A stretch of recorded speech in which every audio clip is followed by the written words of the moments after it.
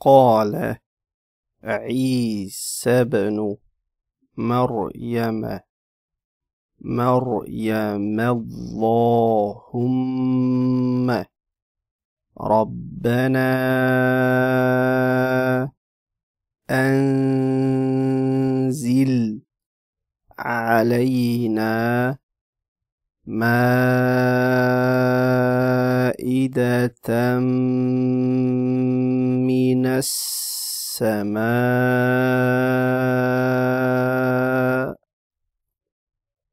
تكون لنا عيدا لأولنا وآخرنا وآية منك وارزقنا وأنت خير الرازقين.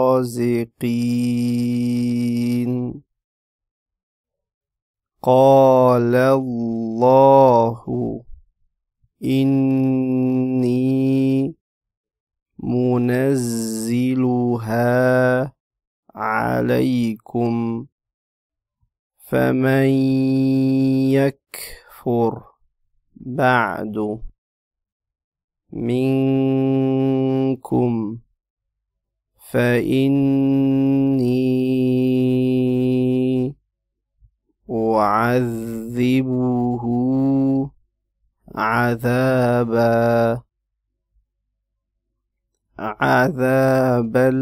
لا أعذبه أحدا من العالمين. وإذ قال الله يا عيسى ابن مريم أأنت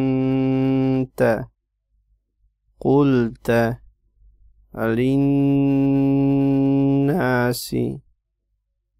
للناس اتخذوني وأمي إلهين من دون الله قال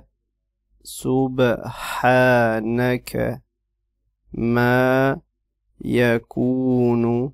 لي أن أقول ما ليس لي بحق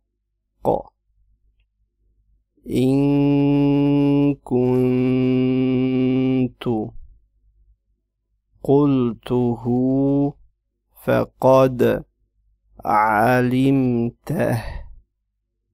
تعلم ما في نفسي ولا أعلم ما في نفسك إنك أنت علام الغيوب. ما قلت لهم إلا ما أمرتني به أن اعبدوا الله ربي وربكم وكنت عليهم شهيدا ما دمت فيهم فلما توفيتني كنت أنت الرقيب عليهم وأنت على كل شيء شهيد إن تعذبهم فإنهم عبادك وإن تغفر لهم فإنك أنت العزيز الحكيم قال الله هذا يوم ينفع الصادقين صدقهم لهم جنات تجري من تحتها الأنهار خالدين فيها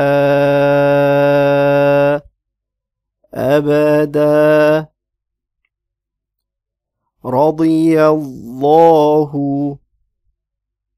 رضي الله عنهم ورضوا